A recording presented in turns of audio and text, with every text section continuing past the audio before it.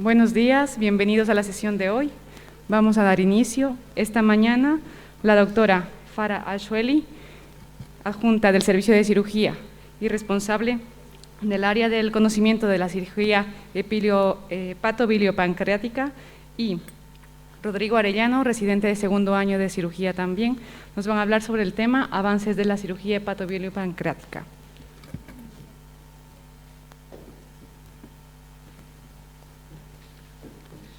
Buenos días a todos.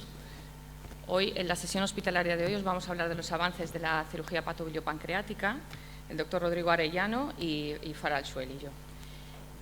Lo primero es decir a qué se deben estos avances, ¿no? ¿Por qué estamos hablando de avances? Pues se deben a múltiples factores, ¿no? Empezando sobre todo por el diagnóstico precoz, que en el caso del cáncer de páncreas es fundamental porque el pronóstico ominoso de este cáncer se debe sobre todo al diagnóstico tardío, ¿no?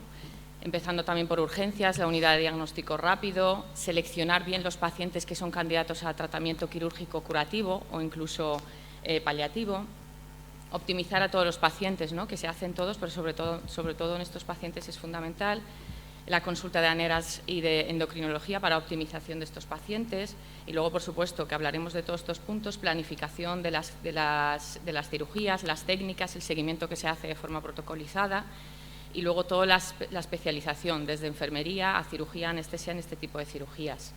Y parte fundamental que ha mejorado la supervivencia de estos pacientes es el tratamiento oncológico adyuvante, ¿no?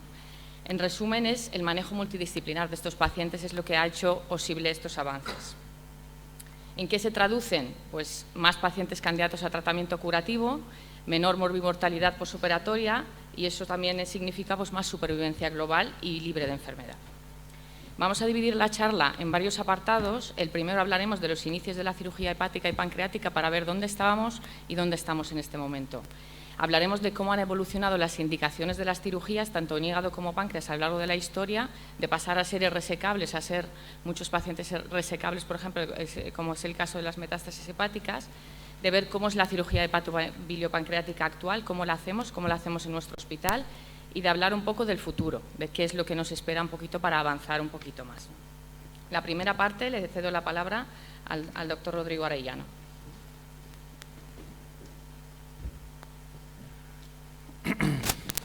Bueno, pues muchas gracias, Farah. Buenos días a todos. Voy a empezar hablando de los inicios de la cirugía hepática. Los dos grandes problemas que teníamos al inicio para el abordaje de la cirugía hepática eran su anatomía, por ser compleja, y las maniobras de control vascular. El hígado per se ya es un órgano bastante vascularizado, que además tiene una relación íntima con las estructuras vasculares adyacentes importantes, como son la vena cava inferior, la vena porta. Por lo tanto, la transección hepática ya es una maniobra bastante cruenta en sí, y la lesión de las estructuras vasculares adyacentes podía llevar a una hemorragia, en muchos casos exsanguinante, que llevaba a la mortalidad, a la muerte del paciente. Por lo que en los inicios la mortalidad de esta cirugía se achacaba principalmente a la hemorragia. Hay descripciones de la anatomía del hígado desde el 2000 a.C., casi desde los babilonios, pero probablemente la primera más precisa es de Francis Gleason, de mediados del siglo XVII. Él lo que describe es que la vía biliar, la arteria y la vena van siempre juntas en una tríada que se va dividiendo sucesivamente, y que es lo que conocemos como los pedículos gleasonianos. Basándose en estos trabajos y en trabajos posteriores, es Claude Cuinot, a mediados del siglo pasado, quien describe la anatomía que hoy utilizamos en la que nos basamos para realizar la cirugía hepática y todas las hepatectomías, que es una anatomía segmentaria. Él lo que se da cuenta es que los pedículos gleasonianos se dividen siempre por pares, iniciando en el hilio hepático, en el que se divide en una rama derecha e izquierda, y posteriormente cada uno de ellos en una rama paramediana y lateral. De forma que se divide el hígado en 4 sectores, que a su vez se dividen superior e inferior en los segmentos hepáticos. De esa forma se olvida la división tradicional conocida del hígado en izquierdo y derecho, que se basaba en el ligamento falciforme, que en realidad suele localizarse más bien en mitad del hígado izquierdo. Otro de los trabajos en los que se basó Cuinot para describir el hígado son los trabajos hechos por Hugo Rex y James Canley a principios del siglo XX, que describen las líneas de Canley. Son 3 planos relativamente avasculares, porque avascular no hay nada en el hígado, a partir de los cuales se puede hacer una transección y son exactamente los mismos 3 planos que describe Kuinov para dividir el hígado en los 4 sectores, que además coinciden con la localización de las venas suprahepáticas. Como he dicho, el otro gran problema eran las maniobras de control vascular. Si hay que destacar una, sería la descrita por James Pringle, que es la maniobra de Pringle. Básicamente consiste en la compresión digital del hilio hepático, que contiene el colédoco, la vena porta y la arteria hepática propia, de tal forma que se disminuye el aporte sanguíneo al hígado y durante la fase resectiva o transectiva disminuye el aporte sanguíneo y disminuye con ello la hemorragia. Hoy en día, como veis en la imagen, no lo hacemos digitalmente, sino con un dispositivo. Se pasa una cinta de nylon por detrás del hilio hepático y al comprimirla se hace la maniobra de Pringle de forma intermitente. Otra maniobra a destacar es simplemente la maniobra de tracción anterior o la hanging maneuver, de descripción más reciente, que es una maniobra, en resumen, para proteger la vena cava inferior. Se pasa una cinta de nylon también entre la salida de las suprahepáticas y saliendo por la superficie posterior del hígado y entre la superficie anterior de la vena cava inferior, de tal forma que se tracciona el hígado hacia adelante y se reduce el daño que se le puede hacer a la cava. Además, según por dónde se saque la cinta, se puede delimitar una de las 3 líneas de James Canley y Worex para facilitar una resección más rectilínea. Así se describen las primeras hepatectomías. A finales del siglo XIX, la primera hepatectomía no reglada, digamos, pero exitosa, y a mediados del siglo pasado la primera hepatectomía arreglada, anatómica, siguiendo lo descrito por Kuinov. Bueno, pasamos a hablar del páncreas. Así como en el hígado, lo que condicionó la dificultad al inicio era el conocimiento de su anatomía y el control vascular, en el páncreas es principalmente la morbimortalidad asociada a la propia patología pancreática y a su tratamiento quirúrgico. La anatomía del páncreas era conocida con mayor detalle que la anatomía hepática. Así, dividiéndolo un poco por patologías, respecto a los quistes pancreáticos, la primera constancia que se tiene, casi todo en páncreas en realidad es de mediados finales del siglo XIX, se drenó un pseudoquiste secundario a un traumatismo abdominal no penetrante, y posteriormente se describieron la diferenciación entre pseudoquistes, quistes y tumores quísticos. El drenaje de las lesiones quísticas hacia la piel dio lugar a la observación de que se lesionaba muy intensamente la piel, que no es otra cosa que la manifestación hoy en día de la fístula pancreática, y llevó a hacer las primeras drenajes hacia el tubo digestivo, es decir, las primeras anastomosis entre el páncreas, o en este caso entre los quistes y el tubo digestivo, haciendo las primeras pancreático-cisto-duodenostomías y pancreático-cisto-yeyunostomías. Respecto a la pancreatitis, es una discusión que sigue hoy una discusión que persiste en el momento actual. Las primeras descripciones de su clínica y su evolución también son de finales del siglo XIX, y a principios del siglo XX la cirugía era la regla, incluso en estadios iniciales de la enfermedad. Se realizaba una laparotomía, drenaje de las colecciones, se dejaban gasas para limpiar la necrosis, y esto tenía una mortalidad superior al 50%, y aún así era el tratamiento quirúrgico el de elección. Esto se revisó a mediados del siglo XX y se vio que los resultados eran muy malos y se pasó al tratamiento médico. ¿Qué pasa? Que evidentemente a mediados del siglo pasado no disponíamos de los mismos tratamientos médicos o el mismo soporte del que disponemos hoy en día, y los resultados pues eran similares. Así que se volvió a considerar el tratamiento quirúrgico, pero en este caso en los estadios tardíos de la enfermedad, que de hecho es la tendencia que seguimos hoy en día. Se limitaba más al concepto de necrosis estéril, ¿no? Aquellos pacientes que tenían colecciones que no estaban infectadas, esos no eran candidatos a tratamiento quirúrgico, mientras los que tienen una necrosis infectada pues se hacían desbridamientos, secuestrectomías, el open packing, etcétera. Y por último, no puedo dejar de hablar de las resecciones pancreáticas y las anastomosis. De nuevo, todo en el siglo XIX, la primera exéresis de un quiste de páncreas, la primera pancreatectomía distal, la primera pancreatectomía cefálica, todas son de principios del siglo XIX. Como veis, en el páncreas se ha intentado multitud de técnicas, la mayoría, la verdad, con resultados muy malos.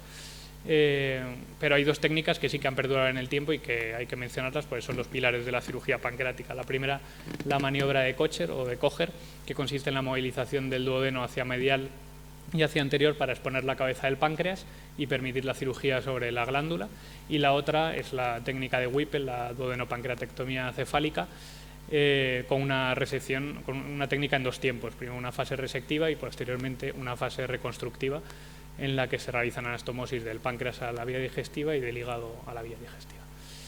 Esto es lo único que quería contar de los inicios. Ahora sobre la tendencia actual y el futuro, lo dejo con la doctora Al-Shueli.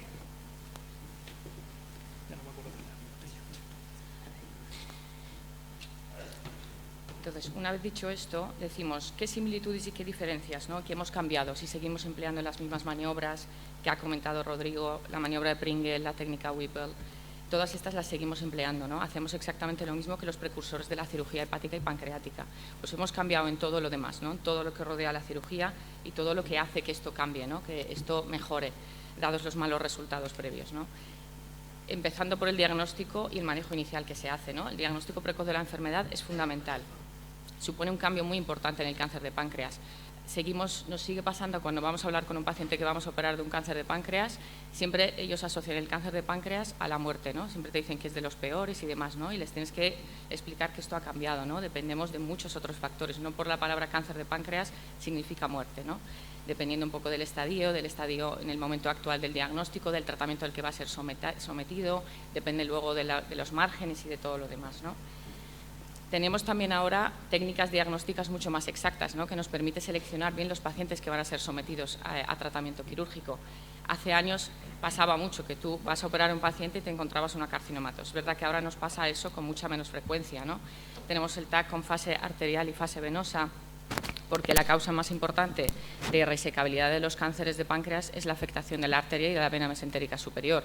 Eso con los TACs que se hacen ahora por sistema a todos los pacientes con una sospecha de un cáncer de páncreas, lo podemos ver con la fase arterial y fase venosa, ¿no? La econdoscopia ha cambiado muchísimo también el diagnóstico, nos permite tomar una biopsia. Antes no había, por ejemplo, en todos los hospitales. Aquí lo tenemos el servicio digestivo que la hace en todos los pacientes con sospecha de una lesión pancreática, da igual que sea cáncer o no. Nos permite tener un diagnóstico mucho más concreto de afectación arterial y venosa y tomar incluso una biopsia, ¿no?, porque a veces una masa lo parece pero luego no lo es, ¿no? Y también nos permite diferenciar los pacientes que son localmente avanzados de los que no, porque los localmente avanzados irían para neoadyuvancia, ¿no? En definitiva, seleccionar los pacientes que se van a beneficiar de un tratamiento quirúrgico. Otra cosa que ha cambiado es que la edad ya no es una contraindicación absoluta, ¿no? Nosotros tenemos el servicio de oncogeriatría que nos hace una valoración de algunos pacientes. Por ejemplo, a veces tenemos pacientes de 80 años con un buen estado general, no tienen ni una patología asociada y que pueden beneficiarse aumentando su supervivencia aunque tengan un cáncer de páncreas. Y obviamente luego, valorados por el Comité Multidisciplinar de Oncología que tenemos, se seleccionan algunos pacientes. Hace poco hemos operado a un paciente que tiene 80 años, ¿no? Tuvo un posoperatorio sin ninguna incidencia y esto pues supone un aumento para la supervivencia de este paciente, ¿no? La ictericia es una característica común en estos pacientes, sobre todo en el cáncer de páncreas. Muchas veces es la manifestación inicial de estos pacientes, ¿no? Entonces, ¿eso cómo se maneja? Pues se maneja gracias al servicio de digestivo y al de radiología intervencionista. Estos pacientes siempre al inicio con este diagnóstico se les coloca una prótesis, ya sea biliar por CPR o por CTPH, cuando no es posible, ¿no? En el caso del hígado, por ejemplo, cuando vas a hacer una hepatectomía, necesitas que la bilirrubina esté por debajo de 5 para mejorar los resultados, para evitar las fístulas biliares y para evitar más sangrado durante la transección. En el páncreas, pues muchos pacientes, si por lo que sea no van a ser sometidos a cirugía en este momento, necesitan también normalizar su bilirrubina para poder iniciar la quimioterapia. Y todo eso se hace pues gracias a la CPR y a la CTPH que realizan los servicios de digestivo radiología intervencionista. E incluso en los pacientes irresecables, ¿no? Si tienen un tumor localmente avanzado con metástasis y que tienen ictericia, pues se les coloca una prótesis metálica definitiva y eso también lo colocan los servicios de digestivo. Es decir, todos estos diagnósticos iniciales de la econdoscopia, los TACs y demás, nos permiten seleccionar esos pacientes y hacer un manejo pues mucho más adecuado de estos pacientes. Menciono aparte el manejo de las pancreatitis porque es verdad que merece un capítulo aparte, ¿no? Esto ha cambiado muchísimo el tratamiento de estos pacientes. Antes la única opción era la quirúrgica, con una mortalidad más del 50%, sobre todo en los estadios iniciales, ¿no?, de la pancreatitis. Ahora el manejo inicial por defecto es el endoscópico y percutáneo, salvo pues, alguna complicación concreta de perforación, sangrado, hipertensión intraabdominal y demás, ¿no? Pero es el pilar fundamental del manejo de las pancreatitis. Como veis en la imagen, este, por ejemplo, es un Axios. Este lo que hace es, cuando hay colecciones pancreáticas que ya no se pueden drenar vía percutánea, se coloca esta prótesis que tiene forma de diábolo, que lo que hace es anastomosar la cara posterior gástrica al páncreas, a la zona donde están las colecciones, que lo coloca al servicio digestivo, ¿no? Además de los drenajes percutáneos o pacientes que están desnutridos, que es el caso de las pancreatitis, que no pueden tolerar vía oral, se les coloca una sonda nasoyunal, también que lo hace el servicio digestivo, ¿no? Entonces, el manejo de estos pacientes inicial siempre es endoscópico y percutáneo, ¿no? Luego nosotros tenemos otras, digamos, nuevas técnicas un poquito mínimamente invasivas, además de la laparotomía en casos urgentes, que por ejemplo la cistogastrostomía laparoscópica, que es lo mismo que hace el diábolo, que es unir las colecciones para que drenen al estómago, pues lo hacemos vía laparoscópica también, haciendo una anastomosis mediante endograpadoras. Otro de los manejos mínimamente invasivos, más o menos nuevos, que se puede hacer en las pancreatitis es el drenaje de las colecciones por vía retroperitoneal, conocido como el BART. Es verdad que es solo para casos muy seleccionados. ¿Por qué? Porque tiene que ser colecciones ya bastante consolidadas, con más de 4 semanas de evolución y que estén solamente en la zona del cuerpo y de la cola pancreática. Y eso se puede drenar por vía retroperitoneal, haciendo justo una incisión, pero tenemos que ir dirigidos sobre un drenaje percutáneo ya colocado por radiología intervencionista. ¿Por qué? Porque es lo que nos va a guiar, porque lo hacemos a ciegas. Hacemos la incisión, seguimos justo la zona del drenaje, como podéis ver en la foto, y se extrae la necrosis, porque la necrosis pancreática, cuando ya está consolidada, tiene ese aspecto, no es como una colección infectada. En el tema del hígado es muy curioso, porque el tema de las metástasis hepáticas ahora se operan la mayoría de los pacientes que son obviamente resecables, pero hace 15 o 20 años se empezaba a hablar de que esos pacientes se puedan operar, que no está contraindicada la cirugía. Antes, un paciente con un cáncer de colon con metástasis hepáticas se consideraba una enfermedad de estadio 4 y resecable, no se trataban esas metástasis. Y ya en esos años, a partir de los años 2000, ya se empezaba a publicar resultados de pacientes que habían sido sometidos a hepatectomías, es decir, es algo relativamente reciente. Y hablamos sobre todo de la planificación de la resección hepática. ¿Por qué? Porque es que es algo que hay que planificar. Existen tantas opciones que ahora es raro encontrar un paciente que no se pueda resecar. Tiene que ser una cosa muy exagerada y que no sea candidato a ningún tipo de tratamiento, ¿no? Múltiples opciones. Hemos evolucionado, como he dicho, desde la contraindicación de la resección de las metástasis hepáticas a poder resecar casi el 70% de los pacientes que presentan metástasis, sobre todo de cáncer colorectal, que es lo más frecuente. Hemos cambiado también. Antes se decía que las hepatectomías anatómicas eran mucho mejores. Anatómicas me refiero a haciendo hepatectomía derecha, hepatectomía izquierda, de todo lo que es el segmento, que eran oncológicamente mejores, a pasar a hacer las hepatectomías cuanto más pequeñas mejores. ¿Por qué? Porque así preservamos parénquima, porque son pacientes que han aumentado tanto su supervivencia a lo largo de los años, pero que, claro, tienen más posibilidades de tener una recidiva y tener otra metástasis a lo largo del tiempo. Y así nos permite hacer otra resección, ¿no? Eso también es algo que ha cambiado. Hacer una hepatectomía derecha pudiendo hacer una resección de un segmento, pues no es mejor. Se quita eso, con un margen de 1 milímetro sería suficiente. Y ahora de lo que hablamos en el tema de las hepatectomías, a la hora de planificarlas, no hablamos ni de número de metástasis, si hay una afectación de un lóbulo o de otro. Hablamos de remanente hepático futuro, del hígado que va a quedar, que es lo que nos importa. Hace 15 años, cuando yo empezaba la residencia, se hablaba de si había más de 3 lesiones en un lóbulo o si había afectación bilobar, ya no era candidato, el paciente no era candidato a resección hepática. Esto ya no se habla de eso, se habla del remanente. ¿Cuánto queda? ¿Queda hígado suficiente para evitar una insuficiencia hepática? Pues se reseca el paciente. Se pueden también, además de la resección, tratamientos por parte de radiología intervencionista, tratamientos ablativos que son curativos, ¿no? Ya sea por percutáneo o ya sea intraoperatorio. Tenemos pacientes donde les tenemos que hacer una hepatectomía derecha y tiene otra lesión en el lado izquierdo profunda, pequeña, que se hace una ablación. Viene el radiólogo intervencionista y mediante una aguja por ecografía localiza la lesión y la ablaciona por radiofrecuencia y microondas. Es un tratamiento curativo, ¿no? Y entonces el paciente le hemos resecado todas las metástasis y hemos preservado parénquima, ¿no? Y esto es verdad que es algo que se puede hacer ya sea percutáneo o la selección de estos pacientes es para lesiones menores de 3 centímetros, sobre todo profundas, porque si son subcapsulares las resecamos por vía a la vez que la cirugía. El hepatocarcinoma también lo menciono aparte porque la mayor parte de las lesiones hepáticas que tenemos, el 90% son metástasis hepáticas, sobre todo de cáncer colorectal. Pero hay un porcentaje de pacientes que tienen tumores primarios hepáticos que es el hepatocarcinoma. Son pacientes especiales, ¿por qué? Porque la mayoría de los hepatocarcinomas, por no decir todos, asientan sobre hígado cirrótico, ¿no? Entonces son pacientes cirróticos que suelen tener pues, hipertensión portal o no, pero la mayoría la tienen, entonces las indicaciones quirúrgicas son reducidas, ¿no? Aquí tenemos un comité de hepatocarcinoma compuesto por digestivo, compuesto por radiología intervencionista, oncología y cirugía, donde cualquier paciente hepatocarcinoma se presenta ahí, ¿no? Y se toman las decisiones.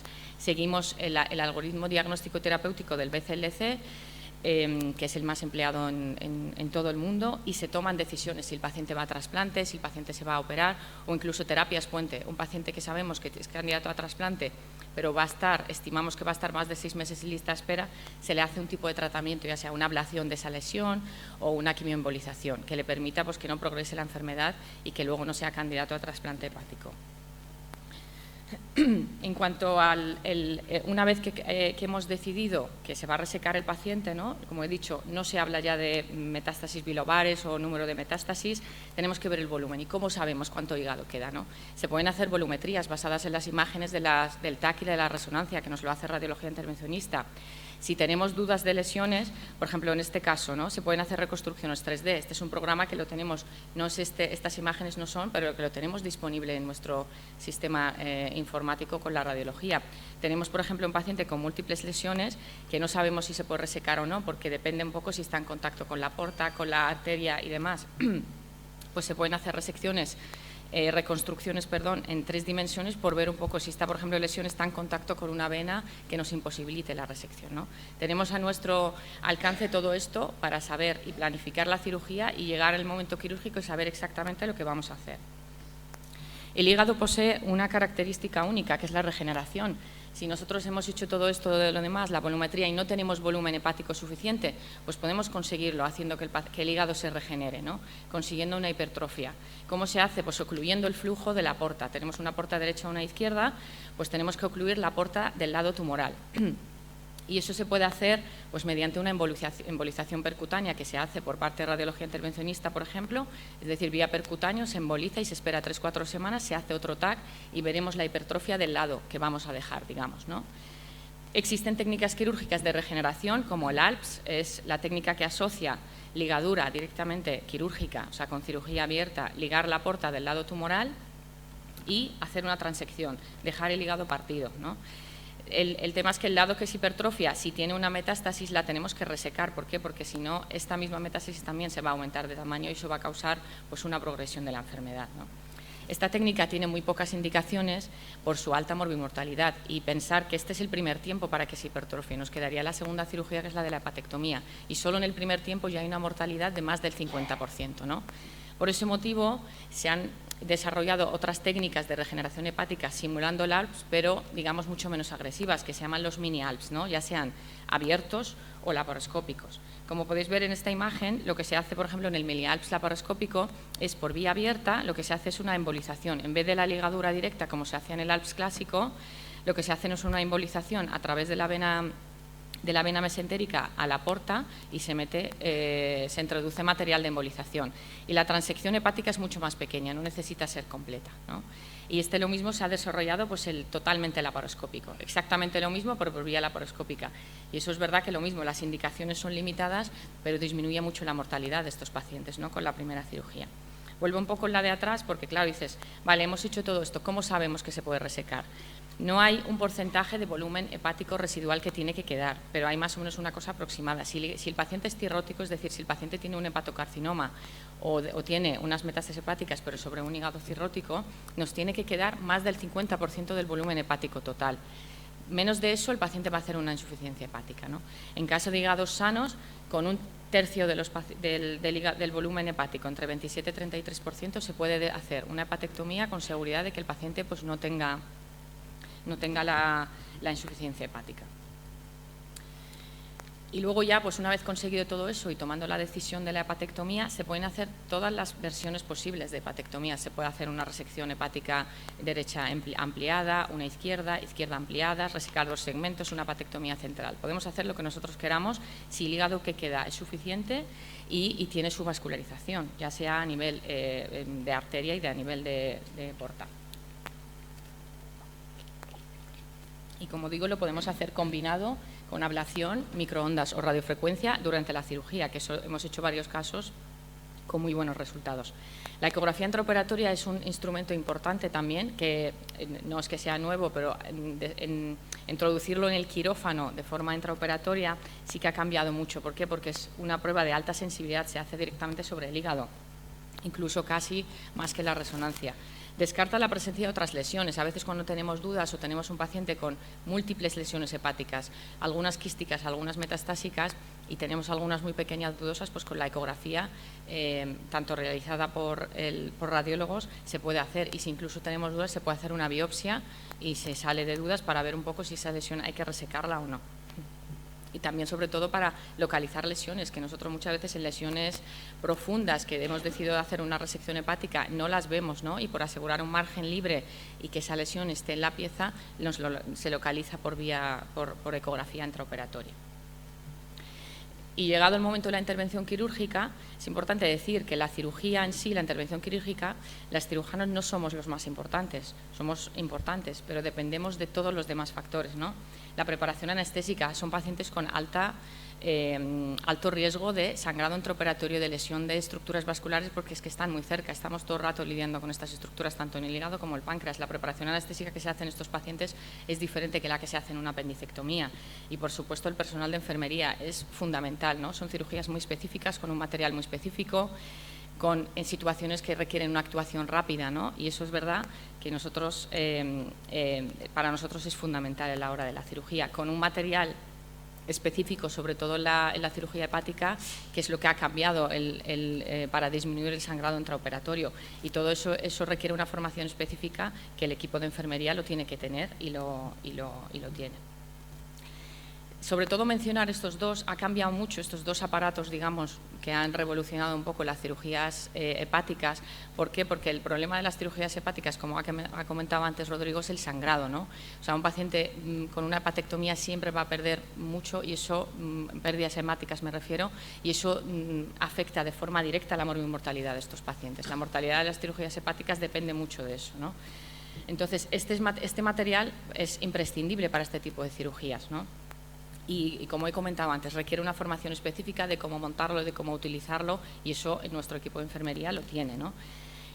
La mortalidad está directamente relacionada con disminuir el sangrado intraoperatorio. Menciono estos dos porque son los más importantes. Existen diferentes marcas, estos dos son los que tenemos, pero básicamente el CUSA, por ejemplo, lo que hace es un aspirador ultrasónico que lo que nos permite es hacer la transección hepática, rompe los hepatocitos pero respeta los vasos, ¿no? Entonces nosotros vamos rompiendo los hepatocitos y se quedan los vasos descubiertos, y ya nosotros pues podemos poner clips, ligaduras, lo que nosotros queramos, ¿no? O grapadoras.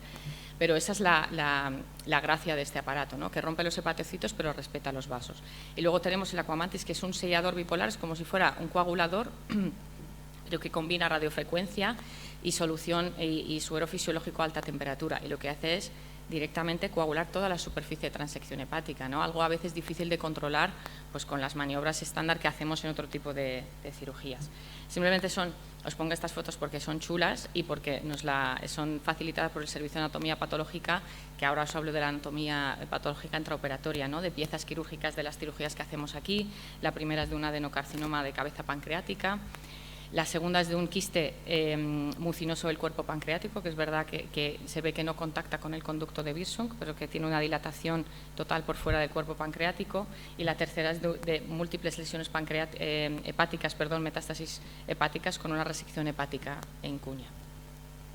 La técnica quirúrgica que empleamos es protocolizada, como en todas, pero es verdad que, por ejemplo, en el páncreas son técnicas que hay pasos que son irreversibles. Entonces, el orden de los pasos es importante. ¿Por qué? Porque hay pasos en los que si ya has empezado a resecar, por ejemplo, has hecho la sección gástrica, has cortado el duodeno, has cortado la vía biliar, ya no se puede volver atrás, ¿no? Porque luego ya cuando te has dado cuenta, por ejemplo, que el cáncer de páncreas infiltra la arteria mesentérica superior, ya es demasiado tarde, ¿no? Entonces son pasos, es una técnica muy protocolizada, vamos de un paso a otro y sin el anterior no podemos seguir, ¿no? Y siempre hay que intentar pues, las mínimas pérdidas hemáticas, por lo que os digo, están íntimamente relacionados con la mortalidad. Y modificar la actitud según los hallazgos, no tanto como la carcinomatosis, que es verdad que ya no la tenemos, es decir, que tú vas a operar a un paciente en principio resecable y que luego ya no lo es, sino a veces pues eso, tienes pacientes que infiltran la arteria más de lo que se veía en las pruebas previas, que encuentras una vía biliar minúscula, que no encuentras el conducto de Wirsung porque es minúsculo o es inferior y no puedes hacer una anastomosis. Entonces, todo eso tienes que tener la capacidad de tener pues, un plan B de qué hacer con estos pacientes, ¿no? Existe una técnica que se llama la técnica arteria primero para casos seleccionados. ¿Por qué? Porque, como he dicho, la causa más importante de la resecabilidad de los pacientes de cáncer de páncreas es la infiltración de la arteria mesentérica superior y de la vena mesentérica superior, sobre todo de la arteria, porque la vena depende del grado, se puede hacer una resección venosa o incluso ir a neoadyuvancia, ¿no? Pero es verdad, por ejemplo, pacientes con infiltración de la arteria mesentérica superior que hemos mandado a neoadyuvancia con respuesta y hemos decidido el rescate quirúrgico, o pacientes dudosos donde en el TAC se ve contacto con la arteria, pero claro, ya no se sabe si es inflamatorio o si ya es tumoral. Entonces existe una técnica donde lo primero que haces es ir a ver la arteria. Es más difícil, pero claro, si ves que la arteria está infiltrada, pues directamente no haces nada, ¿no? Entonces una técnica que te permite ir directamente a ver eso, pero descartar la invasión de la arteria y ya luego hacer los pasos normales de la cirugía. Menciono aparte la hidratidosis quística porque el Castilla-La Mancha es una región endémica en este tipo de patología, tenemos más experiencia que en cualquier otra región junto con Aragón en este tipo de patología porque no existe en otras zonas.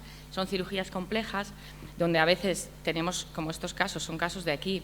Este es una paciente de 50 años que en un hallazgo incidental, en una ecografía realizada por otro motivo, tiene un quiste hidatídico que ocupa casi todo el hígado derecho, ¿no? Se le requieren en muchas ocasiones hepatectomías mayores, sobre todo porque son quistes activos y de gran tamaño en pacientes muy jóvenes. Entonces, a esta paciente se le hizo una hepatectomía derecha y, como podéis ver, este es un TAC de control a las 6 semanas, donde veis lo que hablábamos de la regeneración hepática. El hígado casi ha recuperado su tamaño, su volumen previo, ¿no? Lo que veis aquí es una prótesis plástica colocada por CPR, por el servicio digestivo. La paciente tuvo una fístula biliar saliendo por el drenaje quirúrgico y se solucionó pues, mediante la colocación de una prótesis biliar plástica. Este es otro caso de un paciente que debutó no de forma incidental, sino vino con una infección de este quiste, ¿no? Vino con fiebre, se le hizo el TAC y se encontró un quiste hidatídico que ocupa el segmento 5 y 6, que se trató al principio con un drenaje percutáneo porque hay que solucionar la infección colocado por radiología intervencionista y luego se le hizo una hepatectomía de los segmentos 5 y 6, ¿no? Este lo mismo, es un TAC de control a las 8 semanas, como podéis ver, el hígado ha recuperado casi su volumen previo. Otra de las opciones terapéuticas para estos tipos de pacientes es el PAIR, ¿no? Es una técnica que se hace por parte del servicio de radiología intervencionista que se reserva pues, para casos en pacientes con alto riesgo quirúrgico, pacientes pluripatológicos o pacientes con quistes hidatídicos recidivados, ¿no? Que ya no tienen opción quirúrgica de cualquier localización, que consiste en puncionar el quiste, aspirar el contenido, e instilar alcohol y luego reaspirarlo, ¿no? Ya sean las 24 horas, el número de sesiones se decide según el tamaño del quiste, ¿no? Pero, hombre, es una opción que se reserva pues, para casos pues, de pacientes que no pueden ser sometidos a cirugía. La anatomía patológica, el estudio anatomopatológico intraoperatorio es fundamental, ha mejorado la supervivencia y eso está descrito y publicado. ¿Por qué? Porque muchas veces, por ejemplo, en el cáncer de páncreas, la supervivencia depende de forma directa de los márgenes libres, ¿no? Nosotros lo hacemos de forma protocolizada en todas las pancreatectomías y en todas las resecciones de vía biliar, ¿no? Se manda la pieza en el momento intraoperatorio y el servicio de anatomía patológica más o menos en media hora nos dice si el margen está afecto, si la lesión está en la pieza o no. Esto ha cambiado totalmente, ¿no? el pronóstico de estas pacientes, porque a veces si el margen está afecto tenemos que ampliar, ¿no? O si la lesión quística no está en la lesión, pues tenemos que buscarla, ¿no? De alguna forma, y eso pues evita pues, todos esos problemas posquirúrgicos y que necesite luego más tratamiento, pero ya no es adyuvante, sino porque con enfermedad residual. Los cuidados del posoperatorio inmediato Pues como en todos los pacientes es fundamental. Las primeras 48 horas es donde ocurren las complicaciones de compromiso vital en estos pacientes. Casi todos van a la unidad de reanimación o la unidad de cuidados intensivos, dependiendo del caso. Y, por ejemplo, en los casos de duodenopancreatectomías cefálicas, todos los pacientes tienen nutrición parenteral por protocolo. Es una cirugía que tiene 4 anastomosis digestivas, donde el paciente no va a iniciar tolerancia oral al día siguiente ni a los 2 días, y esto se hace un seguimiento por parte endocrino diario en los pacientes, da igual donde estén, si están en la reanimación o si están en la planta de hospitalización. Y, por supuesto, pues depende de la pluripatología del paciente, se hace seguimiento por los demás servicios, ya sea nefrología, medicina interna y demás, ¿no? Porque muchas veces se reagudizan en el ingreso. ¿Qué complicaciones tenemos en el posoperatorio inmediato? Pues el 30% de los pacientes que se someten a cirugía hepática y pancreática tienen complicaciones, pero más del 80% se pueden resolver sin cirugía, ¿no? Y todo esto es gracias al servicio digestivo radiología intervencionista. No se puede plantear hacer cirugía hepática y pancreática sin esos dos pilares fundamentales, porque son, digamos, los que manejan la mayoría de estas complicaciones. Las más frecuentes pues, son las colecciones intraabdominales, fístula biliar o pancreática, ¿no? Que se solucionan pues, mediante colocación de prótesis por CPRE, por CTPH, dependiendo del tipo de paciente, del tipo de cirugía, y drenaje percutáneo de esas colecciones. Eso, si no existieran, pues necesitarían cirugía para resolver eso. Y en el posoperatorio tardío más o menos es parecido, las fístulas pues de larga evolución y las colecciones, pero sobre todo las estenosis de las anastomosis biliares. A veces tenemos pacientes con unas vías biliares de muy pequeño tamaño y ya cuando hacemos una anastomosis pues eso se puede estenosar pues a partir de la semana 8 más o menos, o pacientes por ejemplo con un Claskin cuando ya has hecho una resección amplia hepática y la anastomosis ya no lo haces en la vía biliar principal y la haces en un conducto pues mucho más pequeño, ¿no? Hablamos a veces de menos de 1 centímetro, pues estos pueden tener una estenosis a largo plazo, y eso pues se trata pues mediante dilataciones endoscópicas, mediante colocación de prótesis biliares y percutáneas, y lo mismo que las del posoperatorio inmediato, realizadas en gran parte de los casos por parte de radiología intervencionista y digestivo. A largo plazo, cuando hablamos de la supervivencia, la adyuvancia tiene un rol fundamental, sobre todo en el cáncer de páncreas. Es lo que ha cambiado el pronóstico de estos pacientes. Estos pacientes tenían una esperanza de vida menor de 1 año cuando no existían estos tratamientos. Estos tratamientos han mejorado muchísimo, tienen muchos menos efectos secundarios. Existen múltiples estudios de diferentes programas y líneas de tratamiento, ¿no? que comparan unos con otros. Ha avanzado muchísimo y es gracias a eso que ha cambiado. El cáncer de páncreas, según muchos autores, lo consideran una enfermedad sistémica. Incluso recomiendan algunos autores neoadyuvancia incluso en los tumores resecables. Es verdad que en los estudios publicados no se ha demostrado que eso mejore la supervivencia, pero sí mejora las resecciones R0, ¿no? Que eso está relacionado de forma directa con la supervivencia de la enfermedad. Es verdad que en casos donde tenemos sospecha de que hay una afectación arterial o venosa, pues van en adyuvancia, ¿no? Obviamente, si son resecables, de momento van a cirugía primero.